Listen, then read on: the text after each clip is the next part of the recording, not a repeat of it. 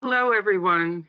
My name is Michelle Chalbert, and I'm the Chief Operating Officer of the Green Chemistry and Commerce Council, more widely known as the GC3.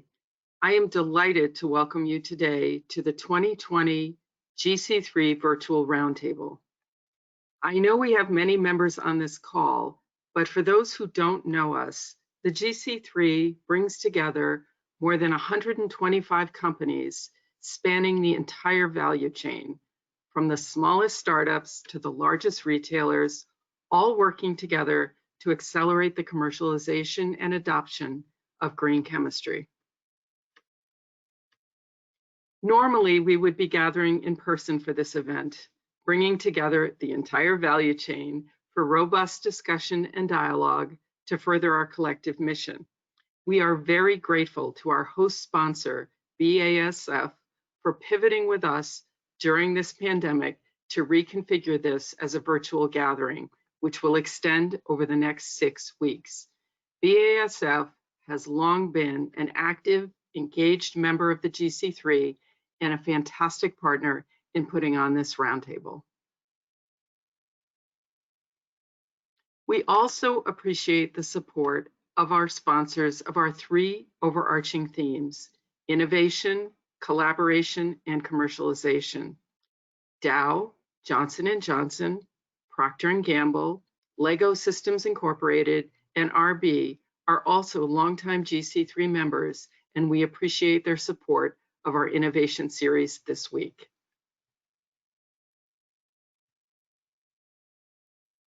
Today, we kick off the roundtable and our innovation series with our first session, the role of diversity and inclusion in innovation. All of us working on this roundtable are passionate about this topic, and we will explore this in 2 parts. We will begin with a keynote from our host sponsor, BASF. Then we will bring together a panel to examine this issue in more depth with the opportunity for everyone in the audience to ask questions. To begin our session, I would like to introduce Peter Eckes, President, Global Bioscience Research, Regional Research Representative of North America. Peter leads BASF's Global Competence Center for Biosciences, and in this role, he drives innovative sustainable solutions for agricultural, food, and industrial applications for a better life and improved environment. When we first discussed this topic of diversity and inclusion in innovation, Peter immediately wanted to make it the centerpiece for his keynote address. It is my pleasure to now welcome Peter Eckes of BASF.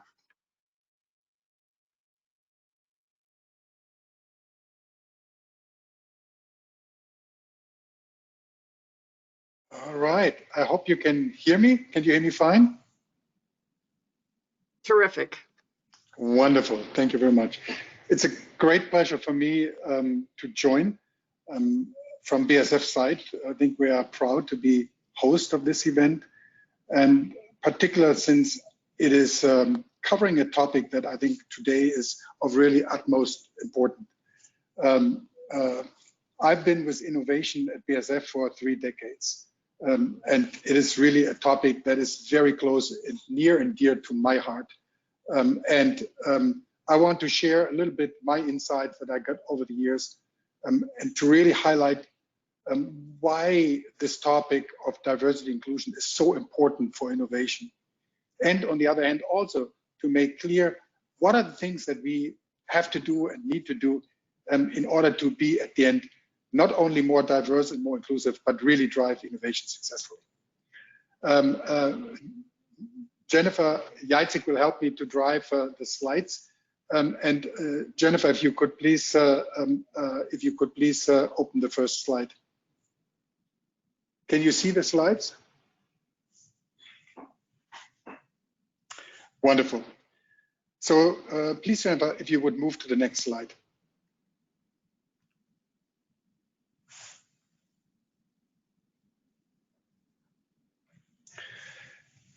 So when I think about innovation in the chemical industry, being a scientist, I'm full of passion because I think there are plenty of opportunities.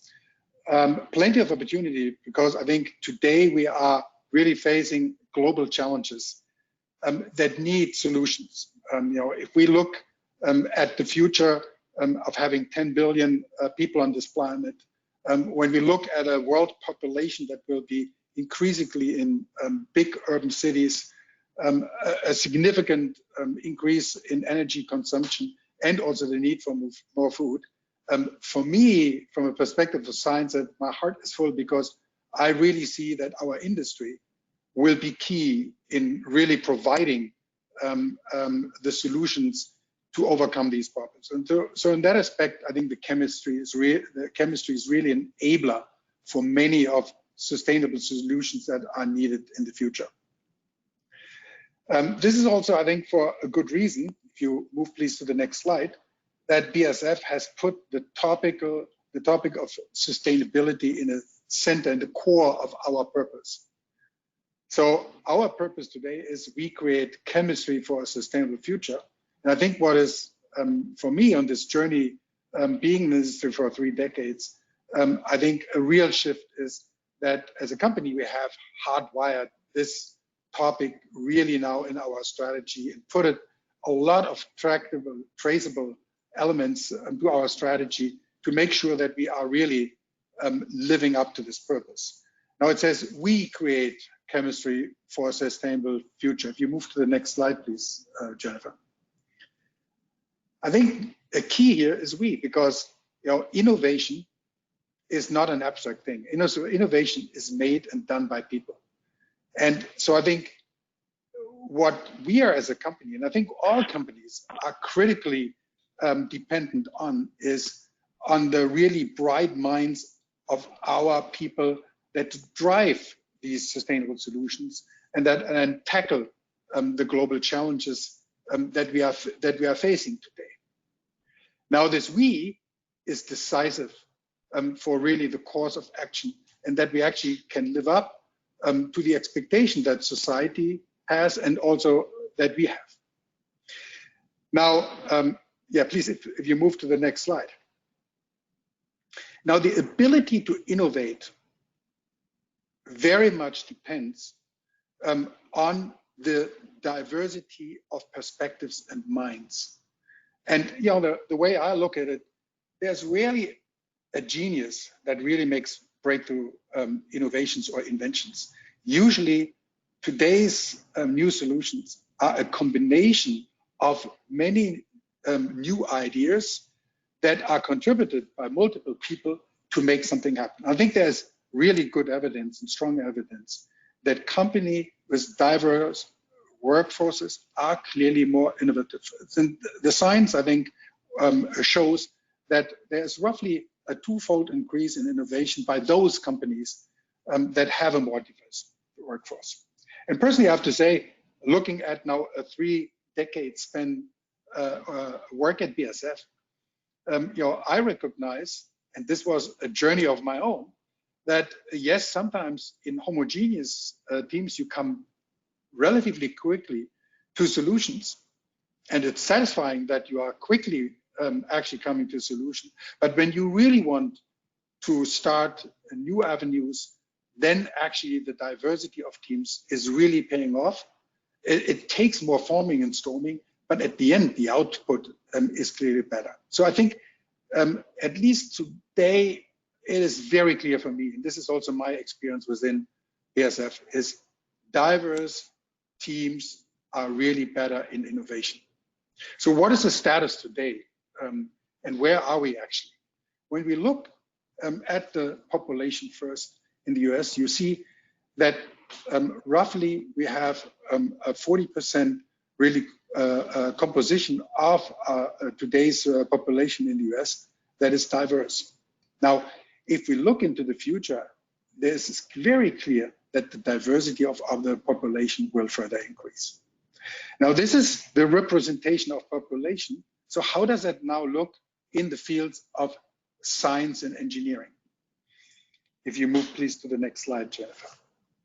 And here, I think we see the dilemma that we are in today. And I think this is also the reason why we talk about this topic, why it's absolutely essential and important that we address this topic in science and engineering, because there is a very clear underrepresentation of diversity in the STEM education and also in the STEM workforce. And when you look on this slide on the composition of the general public versus the representation in science and engineering, I think it is a striking difference. And I think this is also what, for me as a leader today, is a key driver to change this, because there is a business case. I know that we have important input in our workforce today missing. And this is also why for us in BASF, this was an action field that we actively took and tackled over the last couple of years and really made good progress. So next slide shows you some of the action that we take. I think if I look at this topic and say, how do you actually change and foster the diversity of the workforce? From my perspective, a clear leadership commitment is absolutely key. I think this is also something that is important that in BASF we today show, and there is no question that leadership is committed to increase the diversity of the workforce. What really helps is to create now the transparency and also to create accountability about diversity. So we have clear set goals that we want to reach. At least 30% of the candidates that are selected are really diverse. This is being driven by diverse interview panels and also by making sure that the diversity of the candidates that we interview is high. In addition, we have specific programs within BASF to address ethnic diversity in leadership. So we partner strategically with the historic Black colleges and universities. We have established at BASF a diverse leader program, and I'm actually personally sponsoring this program in BASF to make sure that we actually can fill leadership positions within the company where the biggest gap is relatively quickly with diverse candidates. And also we have a strong partnership with our executive leadership council so that we drive really within the organization particular tackling and increasing the number of people of color and also with Hispanic background. So I think this has been very, very helpful to really move the needle. Now, diversity is only one part of the equation, but diversity without inclusion doesn't work. And so I think we come here, and there's a good reason that both of these topics have to go hand in hand, because it doesn't help when we increase diversity and do not reach really an inclusion. And this is where I think also there is really a mindset change that is required in an entire organization. And I have to personally say that this is a mindset change. I'm not a perfect leader. That also I would say over the last 2 decades, I have my own journey. And if you go to the next slide, if I think today about what is needed from an inclusive leader, and I believe today I'm much closer to an inclusive leader than I was 10 years ago. I think what was critical for me on this journey is really to create the awareness about unconscious biases, the awareness about where gaps are. And I think really the awareness of where we stand as an organization also with our culture. And so over the past decade, I've personally embarked in many trainings, in many discussions. I have worked closely with diverse talent to help me to be a more inclusive leader, and also mentored and supported today many leaders within BASF to foster a cultural shift. So when we talk about diversity, we talk about relatively easy to analyze facts. When we talk about inclusion, we're talking about a complex behavior changes that is really needed. And I think there are many different ways and flavors how diversity comes. And I think incorporating these is very critical. Now, I think from a US perspective, and you can hear by my strong German accent that I'm originated from Germany, so I don't have the history as much as most of the participants in this event will have with the American history. But I think the events of this year, specifically the killing of George Floyd, have really created an additional dynamic in the US. And also, I think, at least on a BSF perspective, also driven the urgent need to really foster the changes quickly. And I think we all were moved, at least I was strongly moved by the events. And I think the subsequent emerging discussion that needs to be not only discussion, but that needs to lead to sustainable change. There's also things that we can do as an organization. And here I think we have made it clear from the BSF perspective that the topic of diversity and inclusion are absolutely key of our values. And therefore that racism in any form has no place in our company.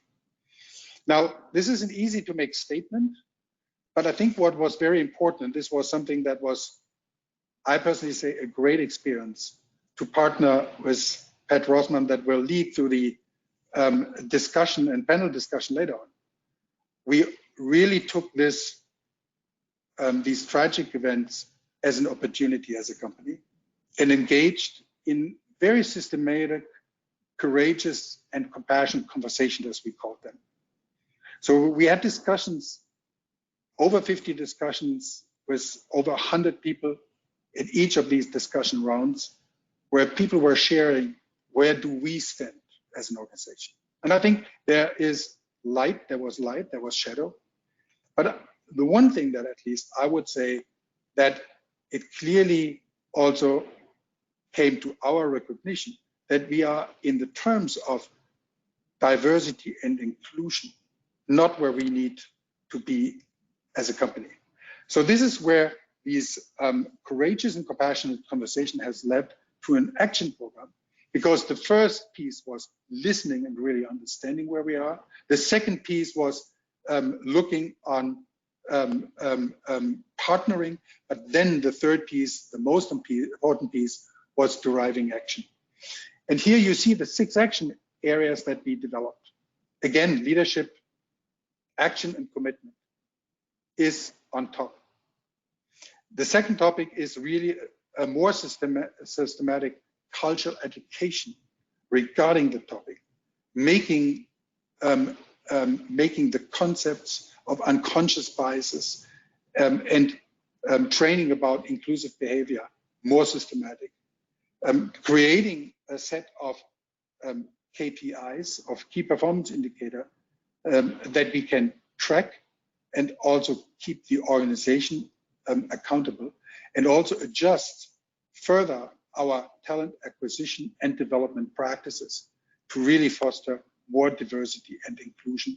And then at the end also make sure that we control the system, that we really observe the system, and that we have and develop a compliance excellence.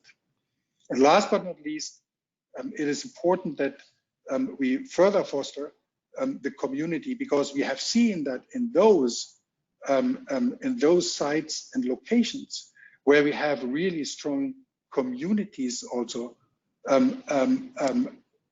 that there is a more healthy and more inclusive environment. So these are all actions that we have developed. Now, as I've mentioned, this is a process that with the recent event requires urgency. If you move please to the next slide, Jennifer. So there is an urgency there is an urgency component to this topic from my perspective. And at the same time, I think I'm aware that this is also not only a sprint, but also a marathon. So it is something that requires, from my perspective, immediate and fast action. This is also what I'm personally proud that we really have tackled jointly with Pat this topic as an entire leadership team in North America, and that we also will have the endurance to really make a difference. Now, we are on this journey already for many years. It's in a journey that is intensified further and really strengthened. We have received quite a number of, let's say, encouraging compliments. But I always feel that the largest room in the world is the room for improvement. So I think there is never a place where I want to be just satisfied with the status quo. I think there is a significant, as this picture shows, journey ahead of us. I think it's a journey that, for me as a leader, gives me satisfaction, because I really believe there's nothing more rewarding for a leader than fostering talent, developing people.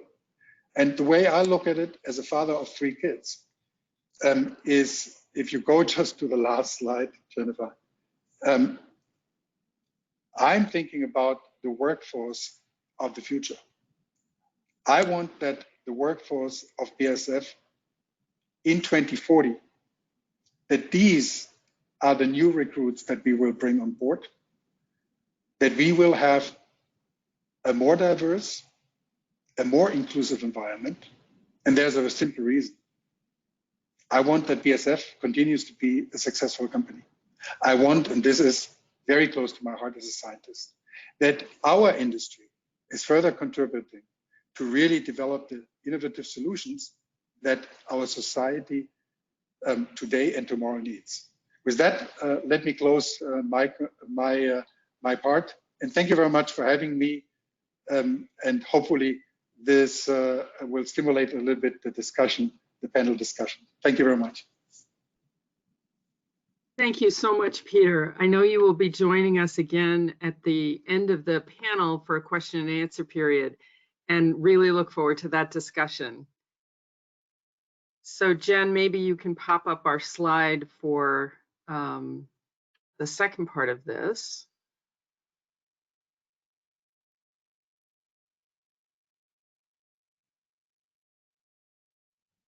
We're working through our new platform here. Just 1 second. Here we go. So for our second part of our discussion on diversity and inclusion and innovation, I am really delighted to welcome our panel. You've received everyone's bios in the materials we sent yesterday, so I'm going to quickly highlight titles and affiliations to get us started, and then we will jump right into our discussion.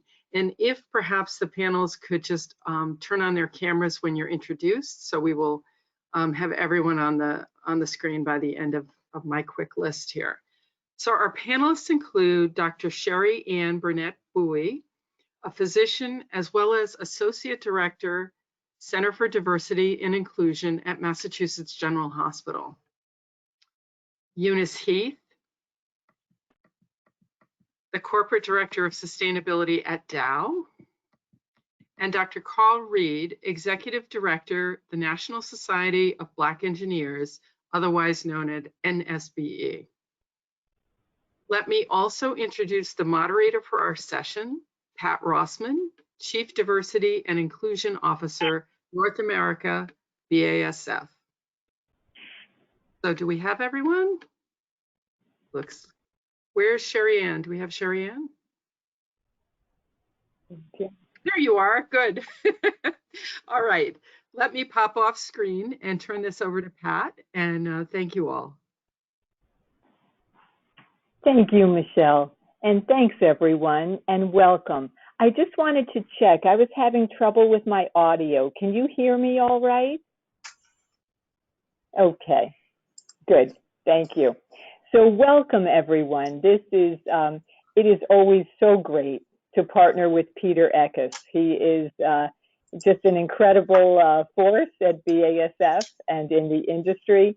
So I'm so happy to have had the chance to join him in this discussion, and we'll look forward to his coming back with us soon. But what I would love to do is go deeper with our panelists here. Michelle just gave a quick introduction, but we now have the privilege of getting to know them better.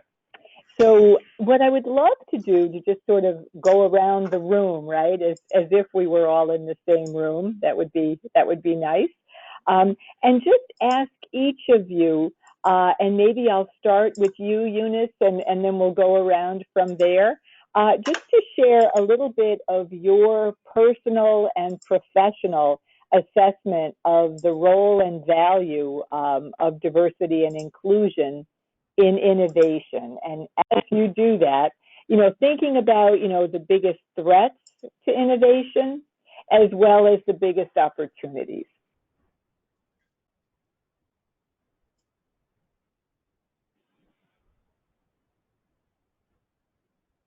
Eunice, at least We're not hearing you, Eunice. Okay. Oh, I was double muted. Look at that. Okay. Okay. First of all, thank you so much, Pat, for the questions, and thank you to the GC3 community. I serve on the advisory board for GC3, and it truly has been an honor to be a part of this community for quite a few years. So to your question, for me, I come at diversity, inclusion, and innovation from two avenues. First, from the avenue as a corporate director for sustainability for Dow, and on my journey in 28 years in the company in innovation and business leadership, really, I think Peter set us up nicely in terms of the power of diversity, and more importantly, the inclusion part in terms of us really unleashing the creativity and the inspiration from all of our employees. They all really need to be all in order for us to tackle the big problems that are here today, but more importantly, the problems that are still yet ahead. As we race towards 2030 and 2050 and the world population increasing, we've got to have everybody at the table, all voices to be heard in order for us to address these challenges. So that's the one side in which I come at diversity and inclusion. The other side is, in the bio, you don't see that I'm a wife and I'm a mother of four, and I'm a daughter that's caring for, my 76-year-old mother that has dementia. So when I think about innovation in all aspects of my personal side, I really want my children to be in environments where their voices are heard. I want my children to be in environments where they can bring they've got global experiences in which they can bring to the table in order for opportunities to be vetted, right? So it's really about enabling the future generation in order for them to be a part of the economic empowerment and opportunity we have. So what are the obstacles? The obstacles is, we leave too many of our wonderful children and talent behind, and that's not good enough, certainly not good enough for me. And then the opportunity is when we bring this collective community together of organizations, companies, academia, as well as governments together, we really have an opportunity to change the game. But we really have to act now, and that's my perspective. Thank you so much, Pat. Thank you. Great way to start us off. Thank you. Maybe, Carl, I'm sort of looking at it's great. I have your faces in front of me here. Maybe I'll go to you next. Well, once again, I do want to echo Eunice's comments to thank you for the opportunity to join the GC3 and this panel. I'm so honored. It's good to be connected to my good friend Sherry Ann as well, longtime friend, so a couple of things. So I think I could have just said amen to Peter's comments. With regard to your question, I'm a big fan of knowing that sort of innovation, there's a linkage between innovation and diversity. And there are a couple of reasons for that. So the NSBE organization, of which I serve as executive director, is now just under 22,000 global members. We were founded in 1975 as one of the largest student governed societies based in the United States. And we've really provided, and as I say, flooded the zone with sort of thousands of Black technical professionals. Great to have Dow as a partner, BASF is a partner of ours as well. We have always been a great diversity partner. But more recently, and particularly after George Floyd's murder, our relationship with many of our partners is moving from just the conversation about diversity and inclusion to equity as well. And I make the case that diversity is a means to an end. And the goal is inclusion, right? Building and creating an inclusive environment where everybody can bring themselves fully to work and be themselves. And so in order for that to happen, and I think there was a beautiful description, or at least a visual of all the spices in different bins. And that's a diverse bins of spice, right? I mean, that's diverse. Chicago, in my mind, is one of the most diverse cities, but it's not inclusive because it's missing an important ingredient, which is the meaningful interactions between the others. And those meaningful interactions challenge our implicit biases that we all have. And I make the case that creating these kinds of environments that are inclusive requires the meaningful conversations that we heard from BASF. So what are the huge kind of the biggest threats? It's really structural racism. I mean, black and white, putting it out there. It is these barriers to participation, providing high quality learning experiences. And, I'm in the STEM area, and we've kind of discovered that only 57% of African American children in high minority school districts have access to the full complement of math and science in their high schools. 29% have access to calculus. So in some cases, if they've done everything they're supposed to, they can't even qualify to get into the flagship university in their state. So there are structural dynamics in so many different areas to talk about at this point, from housing to healthcare and the like, that really we have to kind of address. And the engineers and the scientists and many of us on this call are really looking to this because we love complexity. We love the challenge. We love the complexity of solving those problems. Thank you. Thank you. And now, Sherry Ann, we turn to you for your perspectives. I love how each of you are building on the thoughts of the others. So no pressure, Sherry Ann. We ask you to continue for us. Sure. So the reason why it's so critical that we're having this conversation, I think it comes down to sometimes things that are most needed are not obvious to us.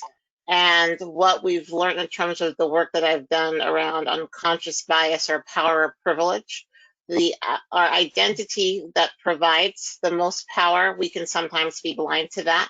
So for us to be able to really solve the tough problems, to be able to, as both Eunice and Carl shared, to be able to really have everyone at the table fully engaged, not distracted by feeling as if they're being seen as other when they're in their personal or in their professional space, because while they may be able to embrace it or understand it might happen outside of work.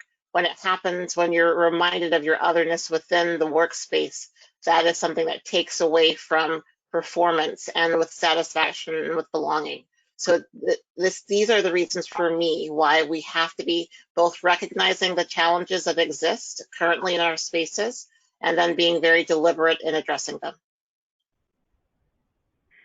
I think, yes, thank you. We also agree with that. And maybe, Sherry Ann, I'll stay with you here. We really want to, and I'm sure, this was a great intro for all of us on this as part of this great session. We want to be able to get to all of your questions as well, but there are some specific things that we would love to explore more deeply as a panel. So Sherry Ann, maybe I stay with you here at this moment.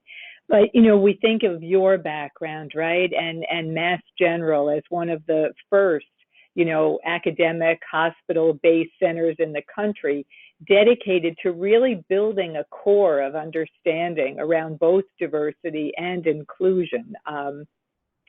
And definitely, this role of inclusion, respect, building the STEM disciplines on, a very strong foundation.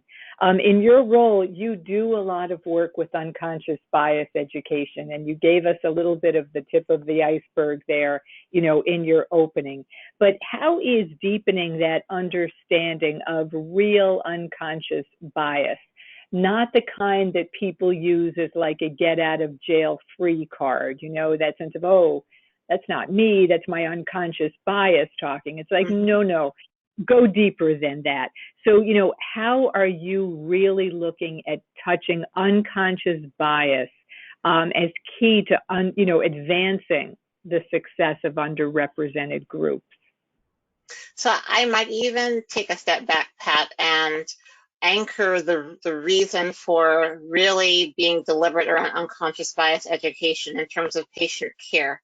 So in 2002, when the Institute of Medicine released Unequal Treatment, Health Disparities in Medicine, there were 3 factors that were identified as root causes to contributing to health disparities, not just for racial or ethnic minorities, for women, for queer people, for people with disabilities, for poor people. So for all of those groups, it was either lack of access to healthcare, trust in the healthcare system, and then the third root cause was provider-held unconscious bias.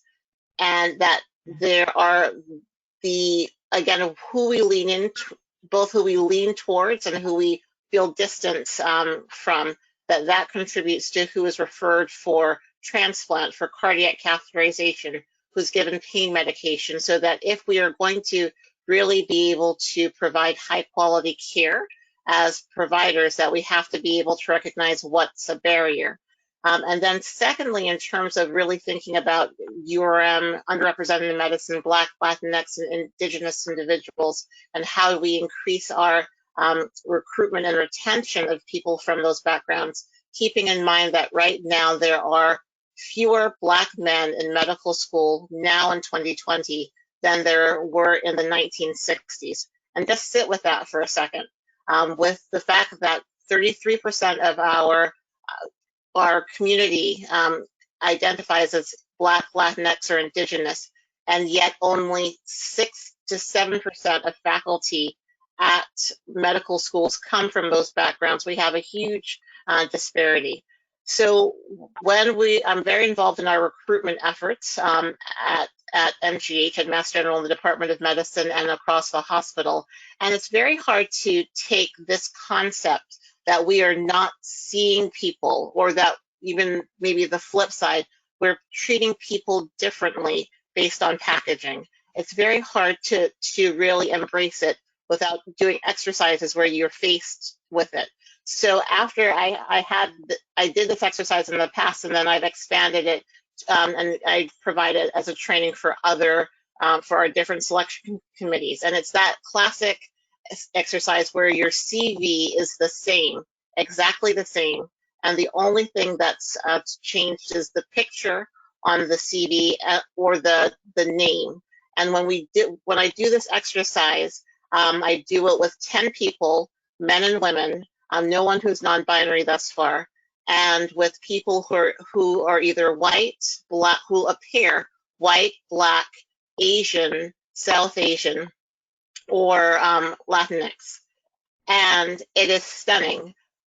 The likelihood of hire can be anywhere as low as 0% to 80%. And all that's changed is, again, who the evaluators think they're evaluating.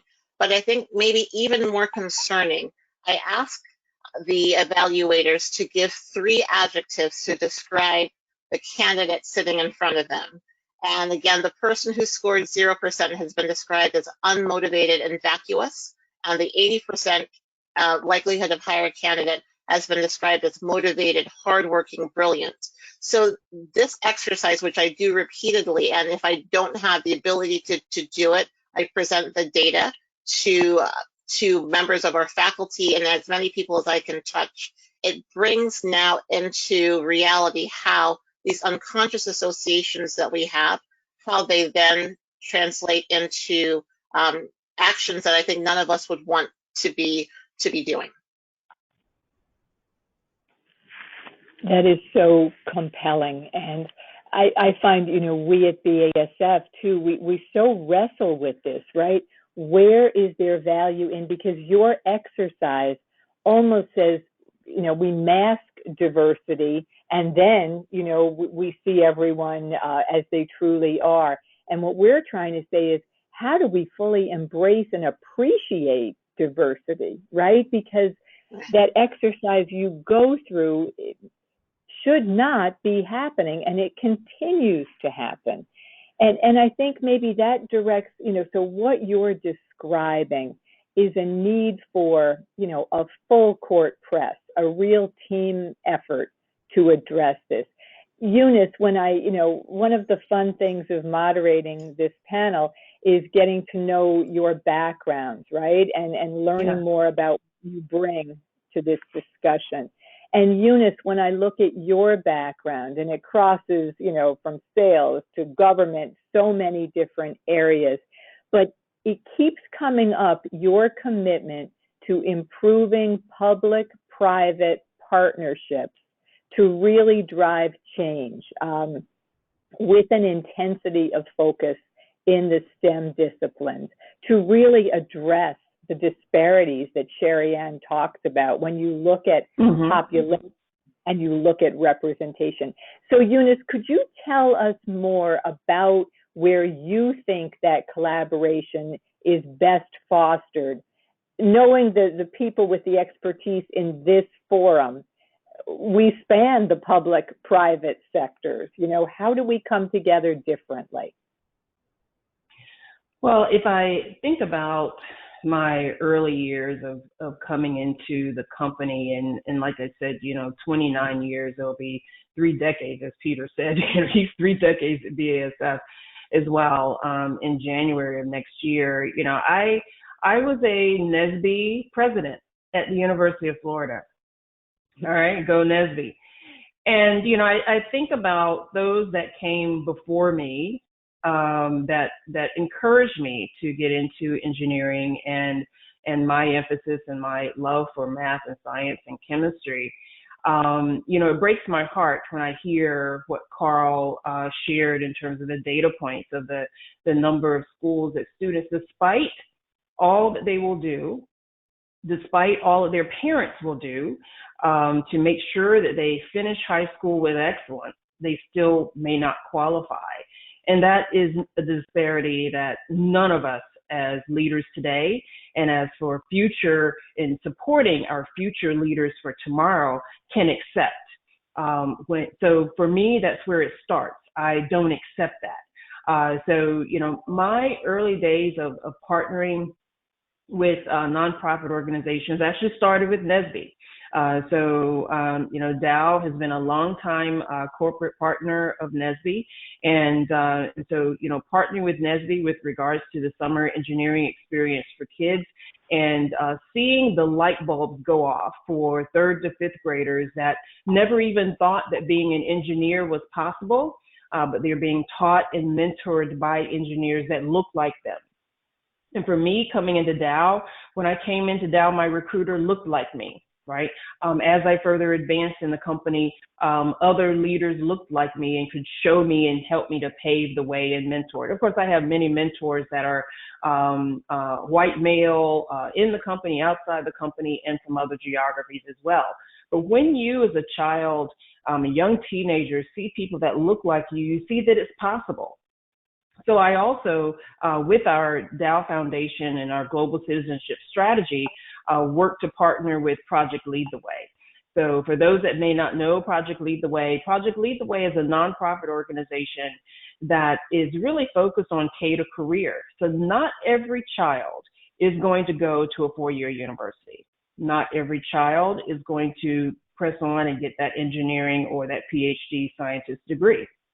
But they can participate in the economic development, economic empowerment is possible if they go off and get a trade, as well as if they go to a 2-year university and get that 2-year degree. But we also have to stimulate this critical thinking, problem solving from kindergarten before they even know that they're learning math and science, right? So it has to start early, and then we have to continue to build on those building blocks and partner with our local, cities and our local states, as well as partners like Project Lead the Way and NSBE and many others, in order for us to bring to the table those industry challenges that shows these students that what they bring to the table, their differences and their experiences and they bring to the table really matter, and that they are able to be a part of what is this great journey we have in terms of addressing tomorrow's challenges. But if we don't do that, then what we do is we leave generations of children behind as this country becomes more ethnic diverse. And then we have a country that is stifled with regards to innovation. And for me, that's unacceptable, which is why I do what I do. Thank you, Eunice. No, that is a great description. And I think as we think about the firepower in this session, right, and what we're talking about here, we're really talking about the capability to change the trajectory of individual lives, of society, of our companies, of our academic institutions, all of this, right?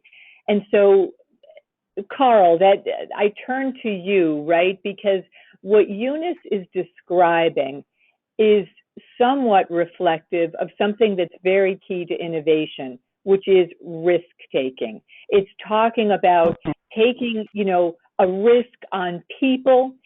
We all take risks on ideas, the power of ideas to drive, real growth, not just incremental growth. But some of this comes back to taking a risk on people. And what I loved in your bio is when you were named executive director at NSBE, that was a lovely full circle for you 32 years earlier, right? Like with Eunice, you were saying, hey, that was my roots, that's where I started, and now you're leading the organization. Can you talk about this element of risk and the parallels in the innovation world, right? Taking a risk on ideas, but not letting two traditional approaches get in the way of taking great risks on people, smart risks. Yeah, Pat, and thank you. Thank you for that. You all are great commercials for NSBE. Thank you, Eunice. I appreciate it. We like to talk about NSBE's why, to unlock potential, cultivate confidence, and change lives. And so as Pat, you pointed that out, I am a product of this very organization, serving as a national officer, a chapter officer at MIT, and then a national officer 30 plus years ago. And that's also when I discovered my passion for creating access and opportunities for the underrepresented, underserved. I used to go into Cambridge and Boston with no knowledge of what engineering was. I was just barely a sophomore in college. I mean, taking thermodynamics, that's about it. But we would go out and take the risk and go out and bring kids to campus and expose them to engineering. And we couldn't even speak to them that well when we started, but we took the risk and we got better over time. So I write in my book, Working Smarter, about the embracing your hills, the growth mindset. The going into a situation not fully knowing exactly what to do, but recognize because of neuroplasticity and the brain's ability to adapt and to grow, that you can get stronger, you can get smarter, you can get better. And that runs counter to this whole belief that certain people are smart and certain people are not. Certain people have ability or intelligence and certain people don't, whether within race or cross race. The growth mindset says, I'm not smart at this yet, but with applying it, taking the risk, jumping out and challenging, you could actually become better and smarter and wiser in the process. So there are a couple of things that we learned with NSBE. First of all, listening to others. We are not saviors going into a community to solve their problems. This is a group of chemists and chemical engineers in this. We are actually catalysts, right? The elements are already there. All we're doing is sort of bringing everybody together and help them co-create the solutions. And so that's really the first thing that we did. We really listened, we put it forward. But the key to risk-taking that we've kind of employed at NSBE and others is to establish a vision. People love a vision. People love a long range, what I call a North Star, that becomes a rallying cry that leads people to look forward and not look backwards. And so if you look at sort of the innovation cycle, in fact, Peter showed you what the innovation cycle was on the diverse teams. That's the innovation cycle that moves from sort of a mature output to a game changer, or what the Harvard Business School calls those hockey stick paradigm shifts. And so establishing that vision, co-creating the solutions, working in collaborations with people who are already doing the work, but aligning their efforts, we call that collective impact. Eunice talked about this whole notion of public-private partnerships. We've created a group of organizations called the 50K Coalition, led by the Society of Women Engineers, Society of Hispanic Professional Engineers, NSBE, and ASIS, the American Indian Science and Engineering Society. And we're working, 60 institutions are working now to produce 50,000 diverse engineers annually by 2025. That in addition to NSBE's goal to establish 10,000 Black engineers annually by 2025, which was a threefold increase when we started in 2015. So again, it's co-creating solutions, listening, it's visioning, it's collaboration, and then finally, it's understanding our why. Making sure that people are very clear about not just what we do or why we do it, or how we do it, but the why, which is unchanging, because the what we do and the how we do will change, but our why is core. And I shared with you what NSBE's why is: unlocking potential, cultivating confidence, and changing lives. So really good innovators are those who really kind of understand their why.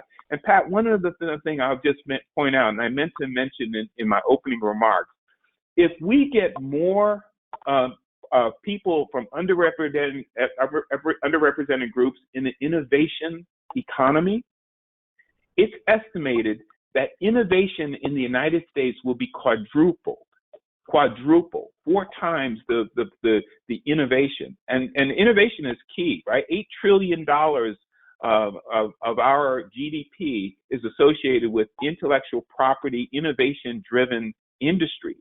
So we could actually quadruple our innovation as a country if we get more women, more underrepresented groups, more low-income people into the innovation economy. And that's really what we're all working for. No, that is great. And, I could spend more than a day talking with the three of you, right? I would love that. That would be one of my favorite days. And we're doing a bit of that here today. But I'd like to ask one question really of the three of you, and then we'll go to questions from our audience.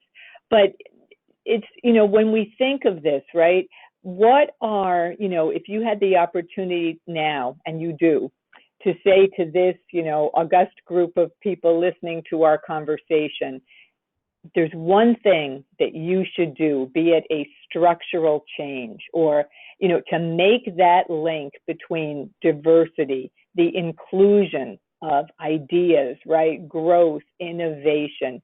If there's one thing that you would say, I would like you to remember as my recommendation of what we should do, be it a structural change, be it something different, what would that be? And I kind of turn that to the three of you in any order because you are great at building on each other. So maybe I can jump in and it makes it also easier to go first. I want to actually amplify something that Carl said in terms of, again, taking risks. So as Carl was speaking, I was wondering, well, why don't we take risks? And I think the challenge is that we're actually not judging people by this. I hinted at it before that we're not judging people by the same metrics. But I want to give one other piece of data, and this is work coming out of Jack Davidio's group at Yale and then Quinn Caper's group, two people who I've at The Ohio State University who I have the pleasure of partnering with. So what Jack's group, Dr. Davidio's group, has shown is that for some people, we judge them on their potential, but for others, we judge them on their performance.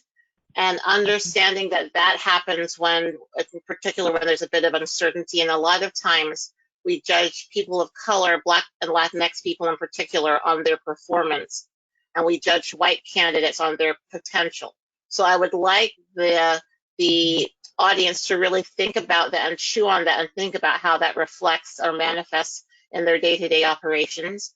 And then the other disconnect, I would argue, and this comes from Dr. Caper's recent paper, he asked cardiologists, surveyed them about the value of diversity, and 70% of them said diversity is highly important, critical for innovation. But then he asked the next question: when you rank candidates to your program, people who are trying to become cardiologists in your program, and he gave them 10 different factors. Diversity, or the ability of a candidate to add to diversity, ranked number 10 on their list of 10. So there was this disconnect between what was felt to be important and then actions. So I would just sort of say, please think about how you can stand behind your values and really have what actions structurally are needed. For example, maybe diversity should be the number one thing, or at least in the top 3 that each candidate is looked at when making these decisions. Thank you. Yeah, very well said. And for me, it's really a hard act to follow, Sherry Ann, because I've just recently read, I'm actually reading Jennifer Eberhardt's book about bias, and I'm sure that many people on the call may be aware of it, but she's a professor at Stanford University, has done a lot of work and on bias in policing, bias in housing, bias in employment, et cetera, and how it really plays out. And it's scary. I think that you may have referenced this, Sherry Ann, the Kirwan Institute at Ohio State University has done a lot of work on implicit bias, and I've read some of this, and they talk about this as the equal opportunity virus. Everybody has it. And so it's not something to be afraid of, but it's something to acknowledge. And I think just by having meaningful conversations in terms of Pat's questions about risk-taking, to put yourself out there to ask the dumb question is the only way that you'll get stronger. You only get stronger by lifting weights that are slightly beyond you, beyond your capabilities. You never get stronger by going back to lifting those same 3-pound weights. And so just putting yourself out there and having those tough conversations with people who are a listening ear kind of creates this iron sharpens iron experience that ultimately leads to a much more aware. We don't completely eliminate bias, our own implicit biases, but we can actually check them when there's a stimulus and there's a response that occurs. The other thing, I know you asked for one quickly, Pat, you've got to approach this as a system, a complex approach, right? So this is not just a diversity issue. This is not just equity. This is not just inclusion. This is not just looking at the ecosystems, right? Or the companies that the communities that the companies interact with and the supplier networks. It's all of the above. It's bringing kind of a complex approach to this because this is 400 years of structure that we're really fighting against.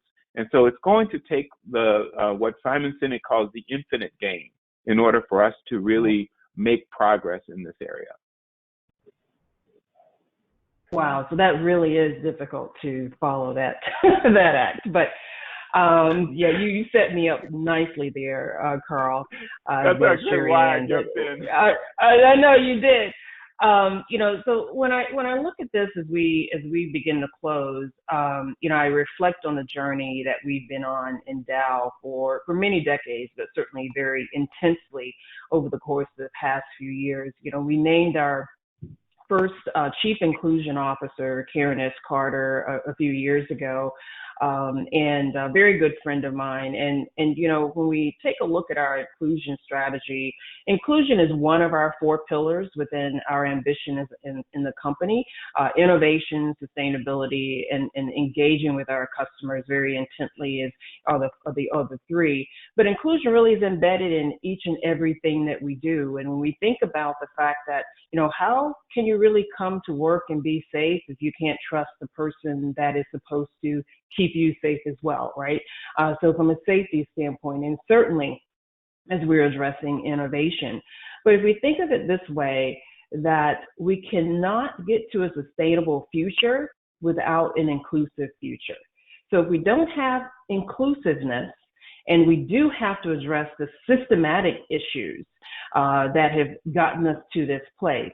But without inclusion, there's no chance for us to really get to what we know needs to be a sustainable future for all of humanity, even beyond our borders here in the U.S. So for those that are watching, I ask you to be a part of the system change that needs to happen in our communities, in our schools.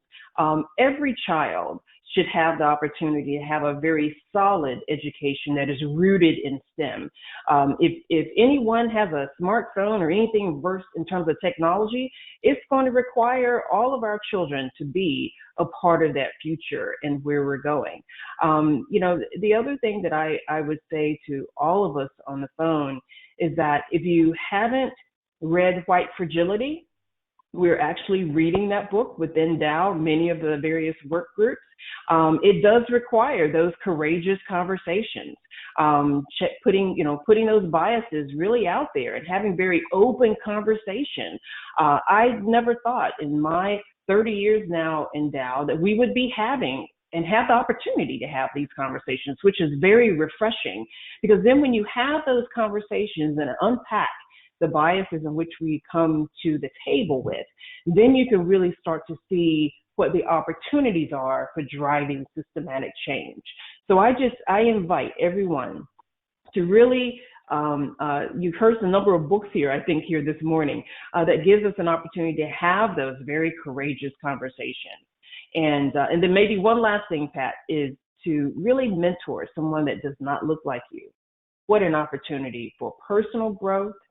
As Peter talked about his personal leadership journey, and what an opportunity for growth for that other individual, this underrepresented minority, to have an opportunity for professional development and personal development. No, thank you all. And speaking of Peter, let's bring Peter back on here to join our panel. He started us off well, and he will help us continue here, but would love to have Peter come back and join with us. There he is. Good to see you, Peter. We would love and welcome discussion now and questions from the audience. We've had a couple of questions come in that I can start us off with, but we would love to, hear more from all of you, because we're all in this shared business, right, of developing really sustainable solutions around diversity and inclusion. And so, what is the platform that we stand on together? What I love is we all represent somewhat different and yet very united perspectives. And that's what this is all about. So if I can turn to our audience, please join us, and we would love to have your questions. A couple that have come in already. One has to do with, I think it's recognizing, Peter had a slide there of the journey, right? And you can always, is it a marathon? Is it a sprint? It's both, depending on, different aspects of what we're trying to do. But if you're earlier in your journey, could you share perspectives on how to mobilize an organization to take action? I always like to say we start wherever we are, As Peter said, the room for improvement is the biggest room in any house, but probably every one of us in the audience is at a slightly different point. What would be your shared advice on jump-starting, motivating an organization to take action?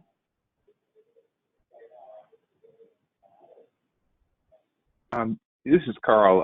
I'll just throw my thoughts about this, because actually we did that with a couple of times coming out of NSBE, much like Eunice did and others, started various organizations. And again, I think I'll just go back to some of my earlier remarks. It's got to start with listening. There is this tendency to recreate or create something new and not leverage something that already exists. And so just assessing, any person that starts a business plan has to kind of do the landscape analysis. What's out there, who's doing what, and setting the goal. And the other thing that I found that's very, very motivating for people to join is really stating the vision. My third day at NSBE, we actually set this 10,000 Black engineers goal. And once we set that up, it really became part of the DNA of the organization. Everybody started talking about it. No one knew how to get there. No one knew if 10,000 was the right goal at all. But kind of setting a goal. So, and then the last thing is, I found that, and this is one thing I learned at IBM, is basically understanding the requirements of the customer and then producing solutions that meet that customer. So in other words, what engineers and mathematicians and chemists would say is match the units, making sure that your units that you're presented on the right side of the equation equal the units on the left side of the equation. So if financial performance is important, shaping your efforts to produce financial performance. If employee retention is important, shaping your solutions to that. And so just making sure that you're presenting a solution that meets the needs that are within the organization, or if they don't, then obviously start something new. I might add, in terms of the point that Carl just made about listening, sometimes it's very hard for people who feel vulnerable to share the truths that we as organizational leaders need to actually hear. So understanding that there will need to be repeated opportunities and different opportunities for you to listen. I'm a huge fan of surveying.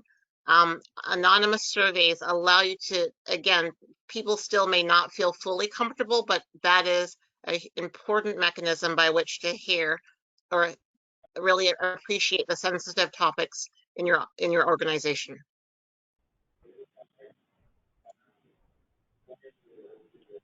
Good. Any other comments on the all-important jumpstart? And then I have another question that's come in as well. This other one is sort of similar in that many times, and I'm paraphrasing, but many times in companies, it is difficult to talk about difficult topics, right? This idea of how do we become more comfortable in the business, in the science, in the academic space, more comfortable with the uncomfortable. So the question is, how do we turn the focus now toward addressing race relations and talking about issues of race in the workplace in a way that is part of commitments to inclusion? So, Pat, I'll take that question because we're literally living it right now within Dow. You know, when George Floyd met his untimely death, you know, and we all unfortunately had to see it played over and over again on television. My leadership, starting with, you know, Jim Fitterling, our CEO, brought us all together on a world broadcast and basically, you know, stated that we're not going to stand still as a company, seeing what is happening, and we're going to be a part of the change. that we want to see and that we expect as being a leader in terms of industry in this country. So what we did, we established DAO-X, and so anyone can go out and Google that, and it stands for Advocacy, Community, and Talent, and it's actually a three-pronged strategy that we as a company are embarked upon to address the racial justice and social justice issues as well around the world, is embodied within DAO-X. You know, the key part has been for us is leadership in action, and leadership, and it started at the top in terms of setting the tone, setting the expectation, and also, you know, everyone recognizing that we all have our own biases, but starting the listening process to understand where and what has happened with regards to the systemic issues in this country. I personally received emails from some of my white counterparts that, you know, because of the lens in which they live their life, they don't experience this on a day-to-day basis.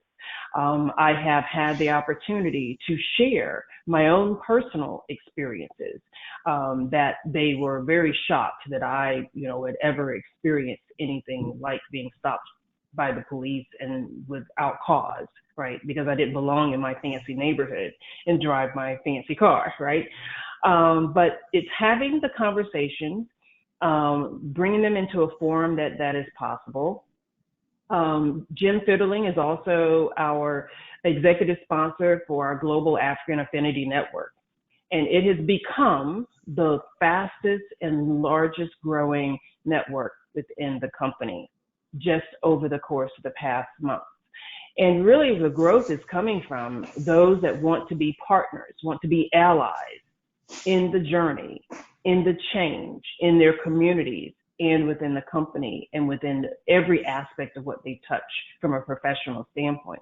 So it starts at the top, but it takes all of us coming together to have the courageous conversations. And that's kind of how we're going through this next phase. But the GAN organization is one of 10 employee resource groups. And those resource groups are not only partners to our executives in terms of driving change, but they're partners with business. So back to our perspective of diversity and inclusion and sustainability.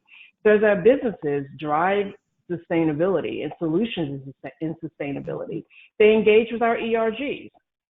Why not? You've got 36,000 captive employees that are consumers, right? So, you know, it starts at the top, but it's not just by talking. There's listening and there's action. Maybe just, if I may, building on this, I fully agree that I think the top management engagement is just really important. I think the listening pieces that particular executives are not necessarily always good in, and I think probably sometimes we are the worst listeners. But I think this is key. Now there is an element that to create this openness. How do you create trust? Because I think you know, for somebody to share something which is uncomfortable, you only do that if you have trust that you have really an atmosphere to do this. And at least one thing that, you know, I'm a scientist, practical type of guy. For me personally, the fact that I don't have a problem to share also my vulnerability, to share also sometimes the challenges that I have with certain situations, also sharing where I have been wrong and talking openly about this, I think has helped people to open up. They feel that it's okay not to be perfect. They start the conversation in a more meaningful way. Yeah? And you know, the one thing that really has really strongly stuck with me is my former head of staff has told me when we had a discussion about the Black Lives Matter movement, and that there are many, you know, there are many signs in the backyards here around me in Chapel Hill here right now. She says, you know, Peter, what I'm afraid, and she's a person of color. She said, you know, what I'm afraid of, that this is getting a fashion. it needs to be sincere, it needs to be meant, and it needs to be sustainable. I think this building trust and having really these conversations that are much deeper. This is what I personally have to admit was really significant moment when we had these compassionate, courageous conversations. So I was sitting in 10 of these, 2 hours each, and people were actually telling stories I could not believe that they would happen in BASF. And I think this has changed. I believe this was more powerful, the openness that we created there with these conversations. And I think this is very important then to drive change. So Thank you. can I Carrie add Ann. one thing, Pat? I completely agree that we are very moved, most of us are very moved by stories and our ability of our colleagues to share with us perspectives that we don't have. It's a gift that we're being given. With these conversations, I also really try hard to focus on not just interpersonal racism, but again, the structural racism that both Carl and Eunice referenced earlier, that whenever we're talking about this, really thinking about what are our policies and our procedures that give resources to some and deny to others, because it, you know, if we're really doing well on the interpersonal side, but we don't actually address the structural side, the disparities in terms of whom is in what position will continue. But then equally, in terms of building on what you said, Peter, we've stressed over and over again that it has to be a safe space. It's not about saying it right. It's about us getting it right as an institution, and that I will make mistakes when I'm talking about an identity that does not relate to mine. And that the other piece in terms of, again, back to your original question, Pat, it's really the idea of people talking about it from an I perspective, not from a you or those people perspective. No, thank you. And I would like to say to this panel, you are touching both the heads and the hearts of everyone listening, because questions are coming in furiously here. So let's fasten our seatbelts. We're going to go rapid fire through hearing from our audience, right? So I'm just going to take them in the order that they're coming in to me here. This one is for Peter and Eunice, although clearly this is a team list and we would welcome hearing from all of you. But it's very much, I think, a question to two very much data-driven companies in Dow and BASF. That's my read of it. How do you measure with data the impact of inclusion programs in companies so you know that you are investing, you know, where you are having the greatest impact?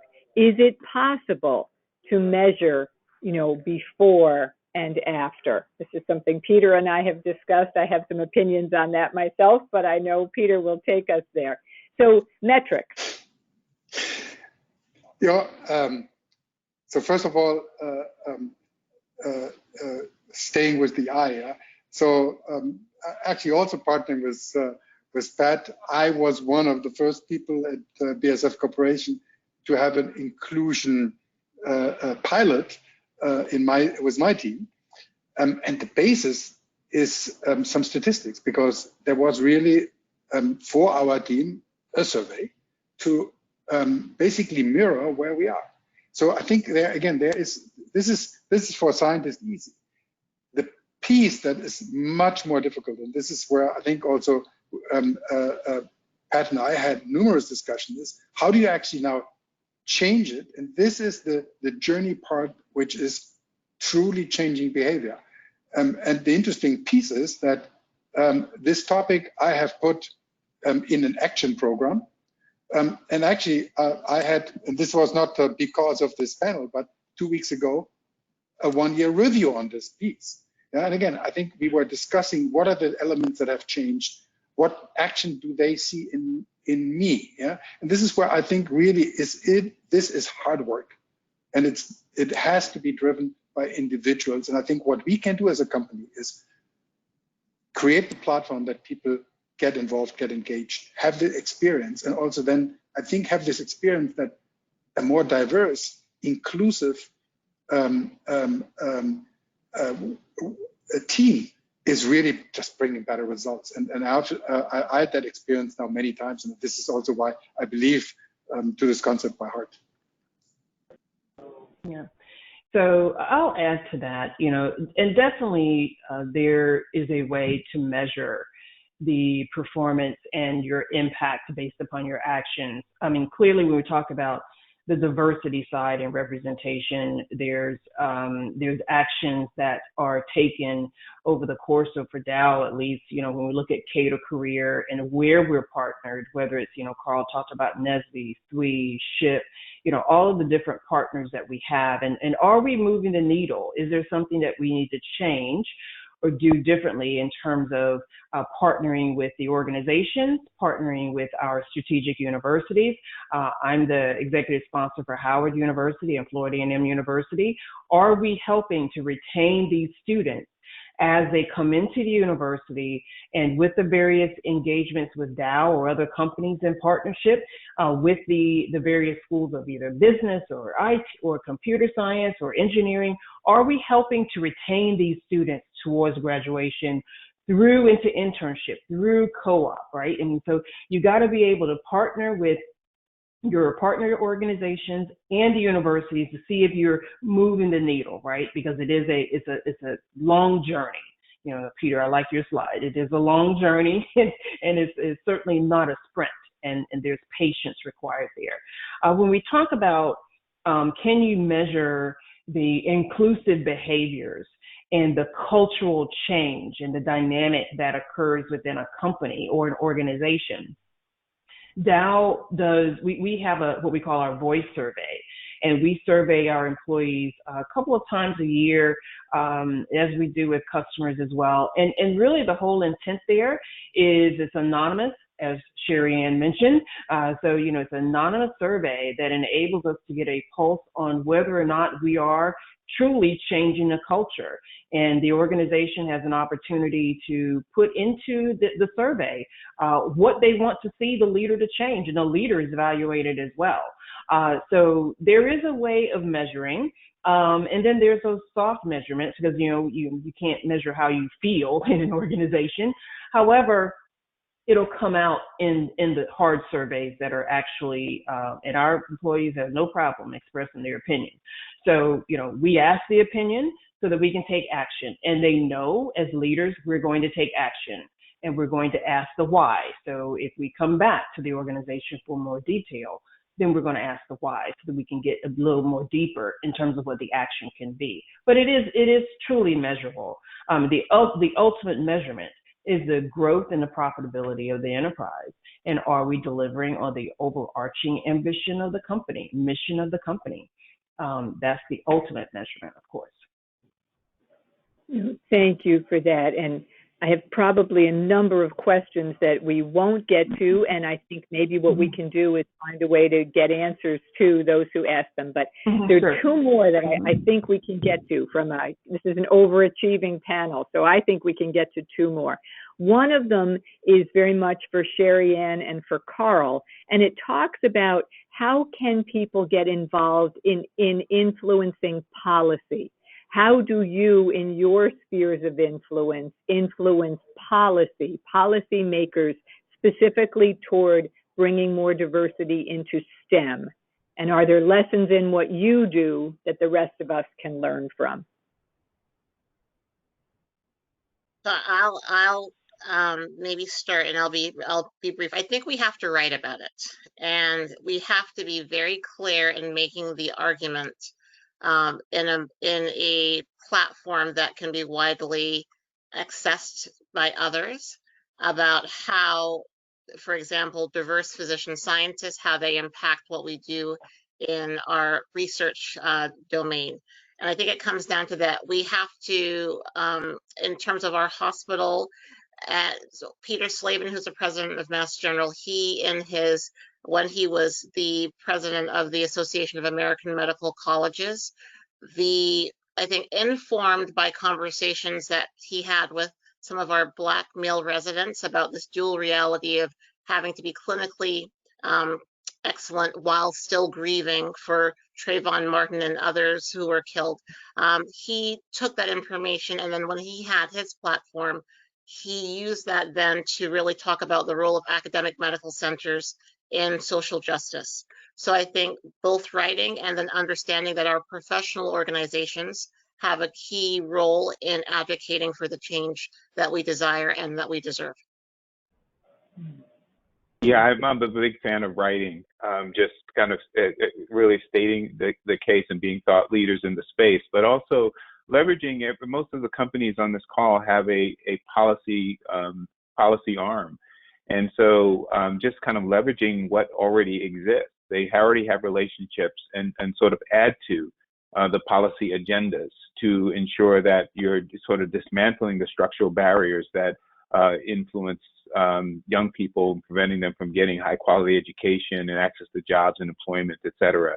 And then there are sort of existing organizations that are out there, including the Equal Justice Initiative or the one I just discovered, the Joint Centers for Political and Economic Studies, which is based in Washington. It's a Black think tank.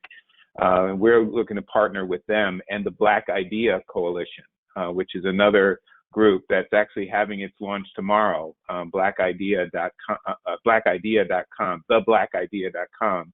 And it's a group of folks, a nonprofit looking to be a one-stop shop, including policy and helping organizations create policy. So blackidea.com.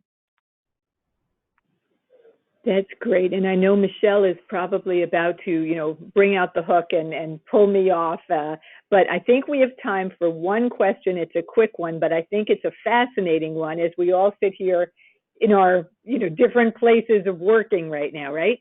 What are the challenges of inclusion as the world moves more toward remote work? How do we build teams in this new world? I love that one. We have to ask it. Well, let me make a comment to that, because it's very fresh in terms of Dow concluding our internships over the course of this summer. So we honored all of our internships this past summer, and for the students, we wanted them to still have the same experience, regardless of whether they were in person or whether they were virtual. And you have to really be intentional in terms of how you help the students form those relationships, those bonds and collaboration and building trust, right? Back to Peter's point of trust, for them to be able to still do the internship or the co-op experience that they're supposed to, but do it in a virtual environment, and to make those connections with their project sponsors. So with remote learning, you have to be very intentional in terms of how you engage with one another as colleagues, and certainly as we bring in and onboard new employees, whether they're in a manufacturing environment or in the office environment.